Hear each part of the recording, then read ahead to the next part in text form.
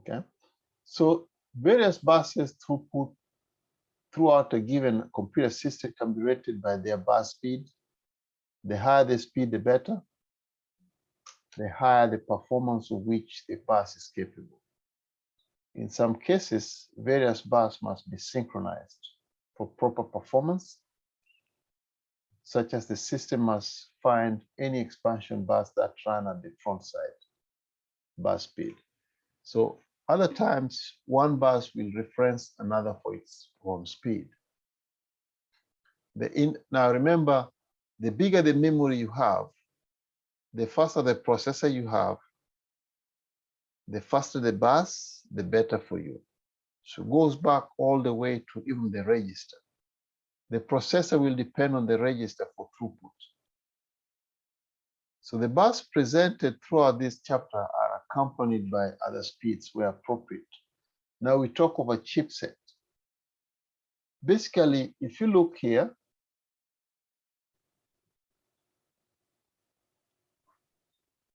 we have a chipset. For example, this one right here.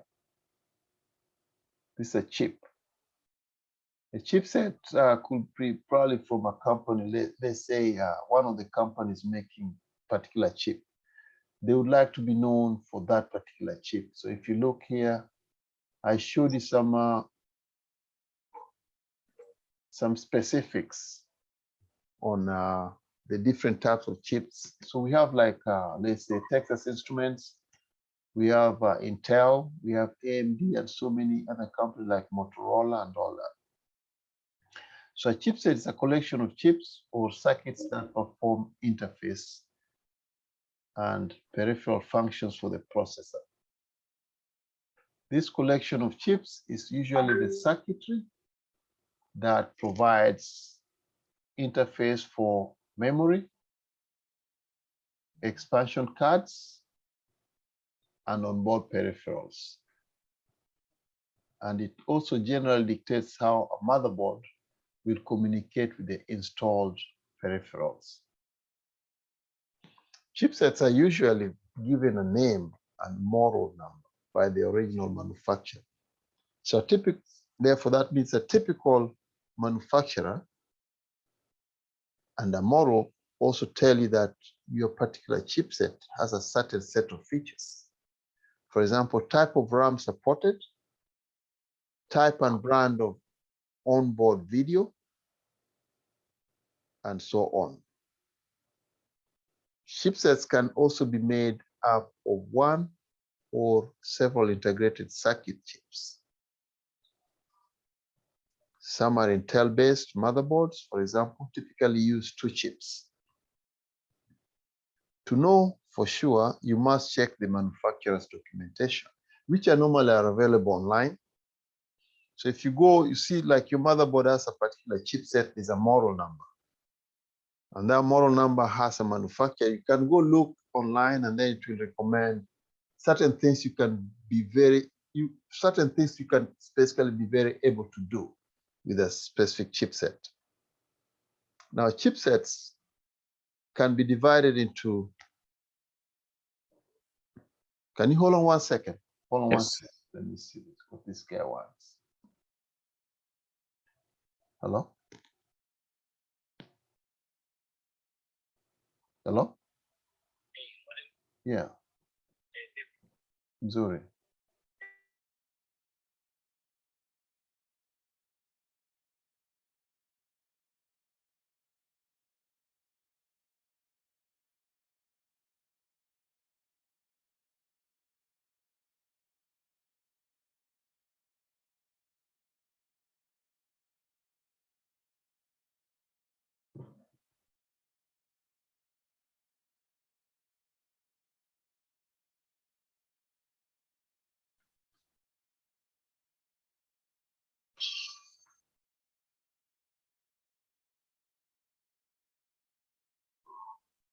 Sorry about that. I had to take that call. Yeah. So you can got a question. Go ahead. So right here on the big one, where it says Intel, that's the chipset in there, right? Yes. Okay. So every chipset will have a name and a model. So if you go into your hardboard, let's say you open your computer and then it tells a chipset, let's say number blah blah blah, and then it's an Intel. You can go to Intel website, you put that model in there. It will tell you the description of that chipset and what it does. There are some cases whereby even a chipset can be upgraded either by software, or you can actually remove one and slot another, like in the form of a memory, or let's say an Intel processor or an AMD processor. So a processor will have its own slot. You can only, some of them cannot be changed with another slot. For example, if it's let's say AMD, a particular Pentium, you can slot and upgrade to a different one, but you cannot bring Intel into that. So a particular motherboard will have a motherboard model and the kind of chipset and the kind of processor it can run. And that will tell you what you can do to upgrade it.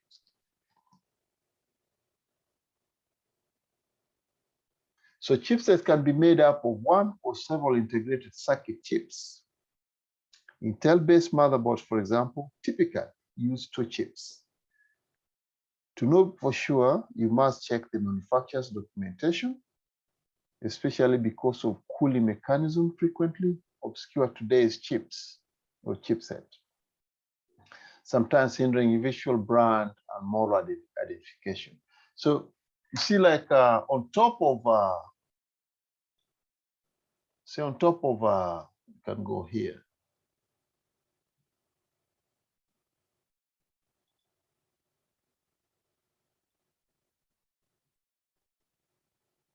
This is not very clear. Let me go back to the one we just used today.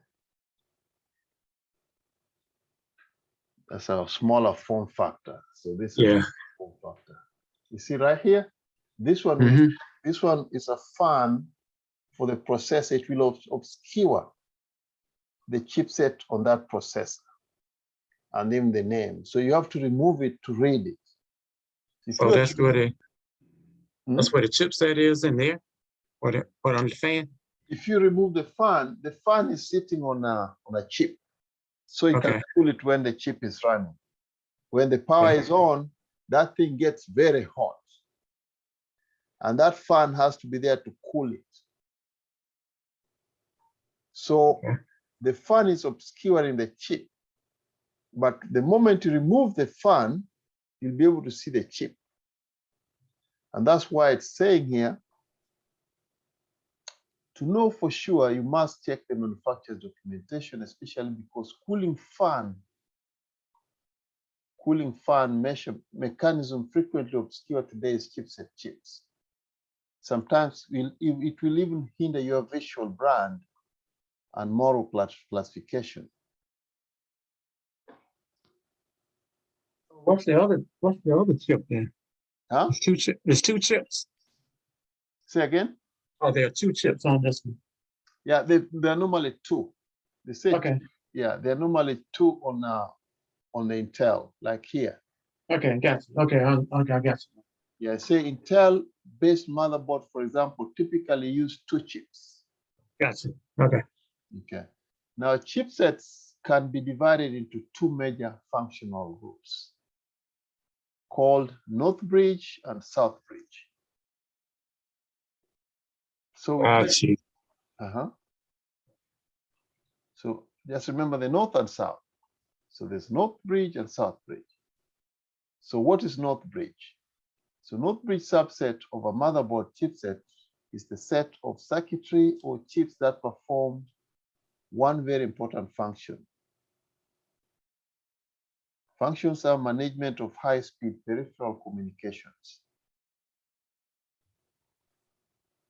The North Bridge is responsible primarily for communications with integrated video using PCI, for instance, and processor-to-memory communication. Therefore, it can be said that much of the true performance of a PC relies on the specifications of the North Bridge. So North Bridge looks like it's the heart of this. Therefore, we can say that most of the performance of the PC relies on the North bridge component. It's the communication capability with the peripherals, the very high speed. And that's like very high speed. When we say that, we mean like memory. We mean like the video communication.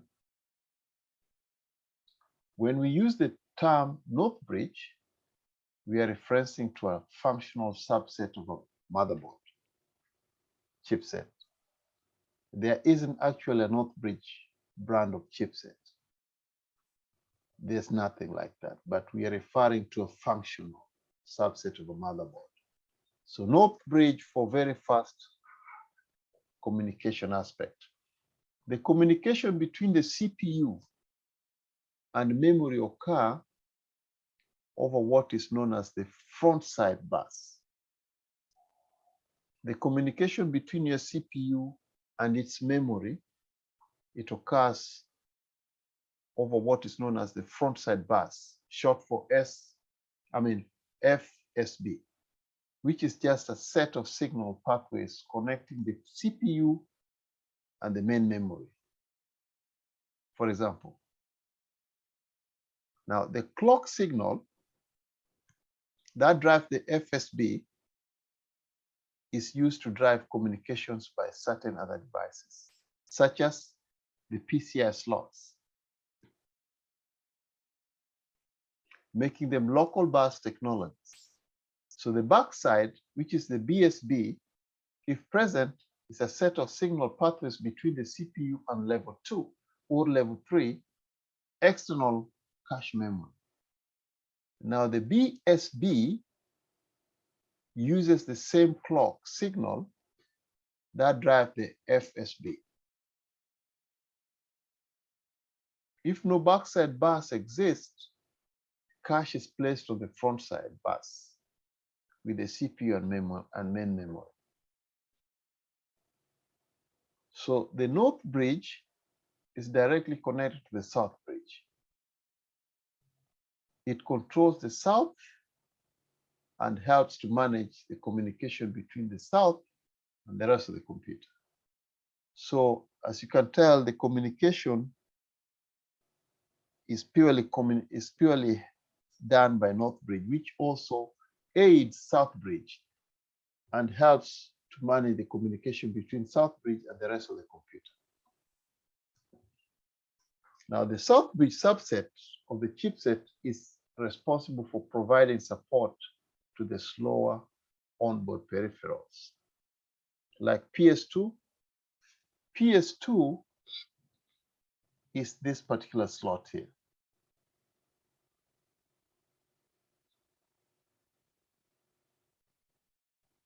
Now, that's on old PC. PS2 is right here. You see this? Okay. That's a PS2. So this is a mouse, and this is also a keyboard. So those are PS2. And those ones, and also the parallel port, serial port. And we have the serial and parallel ATA, and so on. Those are slower communication channels.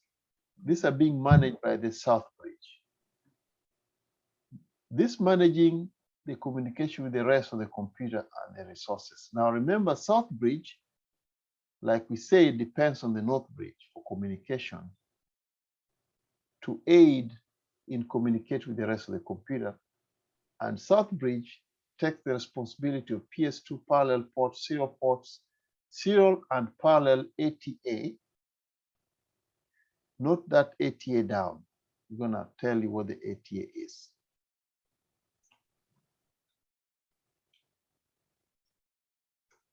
Okay, so these components do not need to keep up with the external clock of the CPU because South bridge takes care of that.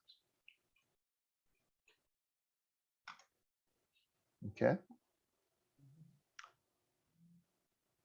so they do not need to communicate with the external. The components do not need to keep up with the external clock of the CPU and do not represent a bottleneck in the overall performance of the system. So any component that will impose such a restriction on the system should eventually be developed for FSB. That's going to be for North Bridge.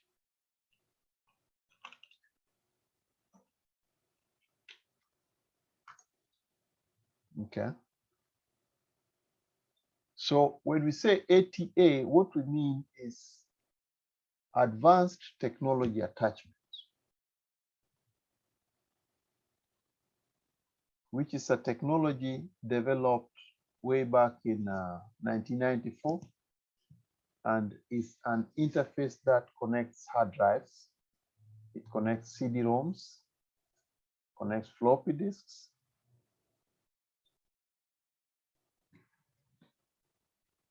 okay. So the first ATA interface is now commonly referred to as PATA, which is short for parallel AT attachment after the introduction of SATA, which is SATA. So today, almost all home computers use ATA interface, including Apple computers, which uses CATA. So I'm going to go ahead and share with you this one. You can read at your own time. So in other words, if you are considering any component other than the CPU, memory and cache, or PCI slots, the South Bridge is in charge. Anything slower is going to be taken over by the South Bridge. Most motherboards today have integrated PS2, USB. LAN stands for Local Area Network, and that normally stands for, normally we refer to as the Ethernet card or the NIC card or the network card. It also, so most of these motherboards, some of them, they have analog and digital audio, and they have FireWire ports for the South Bridge to manage, for example, all of which are discussed. We're going to discuss them like in chapter 3. So peripherals and expansion slots are taken care of by the South Bridge, which is also responsible for managing communication with the slower expansion slots, such as PCI and the legacy buses. Now, you've seen something like, let me go back here. You see something like this before, right? Yes. These are the buses. Those color coding means something. And I'm going to go ahead and share with you this one so you can read further and see what it means.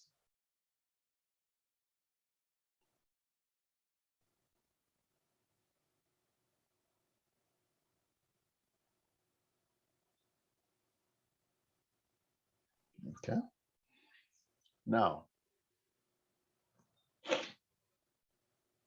come back right there. You can see this is a photo of a chipset on the motherboard with the heatsink of a North Bridge at the top left, connected to the heat spreading cover of the South Bridge at the bottom right. So you see, this is South Bridge, right? And this is North Bridge. These are the memory slots. And these are the expansion slots.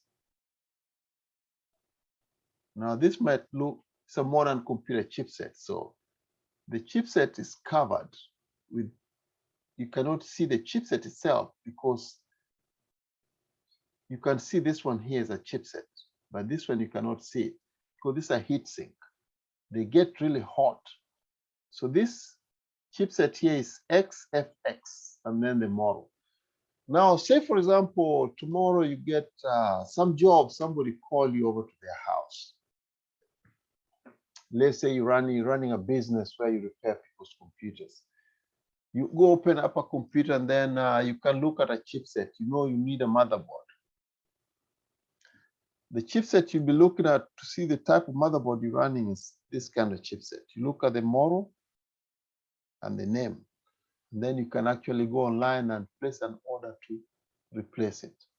Or you can be able to tell what kind of components will be able to work with it.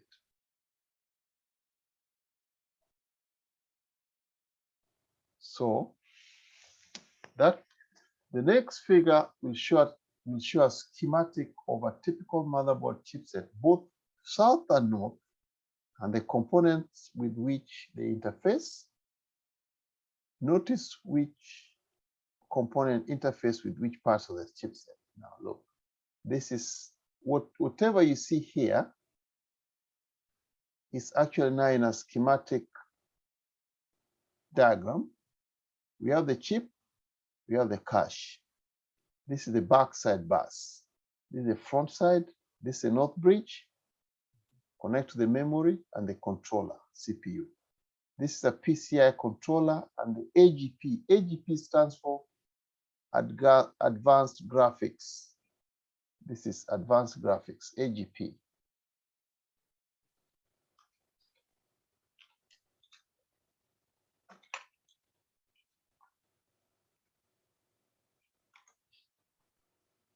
Okay. An advanced port designed for video cards and 3D acceleration. So it's advanced, actually it means accelerated graphics port, not advanced, but accelerated graphics port, AGP. So here we have the ATA interface. These are the slots, which you saw the motherboard, the serial port, and the floppy drives slots. We also have the onboard LAN, which is a local area network NIC card. We also have the onboard video, which is on the sound card. We also have the onboard USB or parallel or serial port. We also have the Pci expansion slots. All these external or extension we add are slower. Therefore, we give them to the south bridge. All those which are faster, memory, controller, AGP and PCI, and the CPU and the cache, we give them to the north bridge. Now, the most visible part of any motherboard are the expansion slots. These are small plastic slots, usually from 1 to 6 inches long and approximately ½ an inch wide. As their name suggests, these slots are used to install various devices in the computer to expand its capabilities. So we can be having a very limited amount of, let's say, what comes with the computer. It could be a very small form factor, but maybe 2 slots. You can decide the video card which came with the system might not be enough for you. So you can go buy a bigger video card with a bigger memory, and then you expand it. So some expansion devices that might be installed in these slots include video card, network card, sound card, and disk interface cards. The disk interface card could be for a SCSI drive. And that means more additional storage we have. The sound card could just be like need a stereo boombox. Okay. Network card could be the one which came is not good enough. You want to expand it so that it can be more faster. And of course, the video card, sometimes the video card is very limited. So you want to get something much more. Maybe the one you bought with the computer was old technology. You want to advance that. Now, if you look at the motherboard in your computer, you will more than likely see one of the main types of expansion slots using the computer. So we have the PCI or we have the PCIe. So the PCI is just the peripheral component. But we also have, which is extended. And then we also have the Pci X. So remember there are three: Pci, PCIe, and the Pci X. Now each type differs in appearance and function. Now you'll find that in the following section, we will cover more on how to visually identify the different slots on the motherboard. There's personal computer memory card, International Association. That's what we call the Pcmcia. This used to be like come with some kind of portable modems, which is slotting. In the first days when computers started coming, laptops with fast internet access, is slotting the Pcmcia card. That stood for Personal Computer Memory Card International Association, VAS. So such a PC card bus, mini PCI, express card, almost the size of like a slightly larger, but almost the size of a credit card, and PCIe mini are more related to laptops than to desktop computers. And they are covered, we cover them in chapter 9, which will help you understand what the laptops come with. So PCI expansion slots, we have the motherboards of many computers in use today, contain 32-bit peripheral component interconnect. 32. They are usually recognizable because they are only around 3 inches long and classically white. So if you go here, this is an expansion slot we're looking right here. This one, these two. Right. These are PCI expansion slots. You can put a motherboard, a NIC card. I'm sorry, you can put a NIC card, you can put a sound card, you can extend your video card on those ones. Okay. So PCI slots became extremely popular with the advent of Pentium class processors. Although popularity has shifted from PCI to PCIe, and the PCI slot service to the industry cannot be ignored.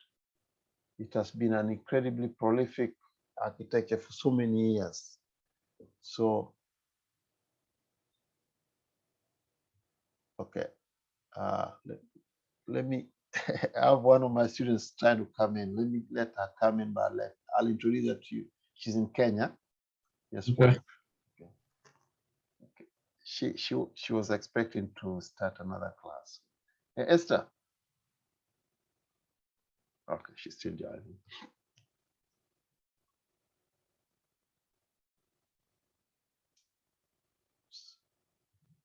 So today I have a lot of interference. Do you want us to push until an extra 1 more hour so we can cover for what we missed yesterday? I was thinking maybe what about on the 23rd? Just a Okay. Thursday?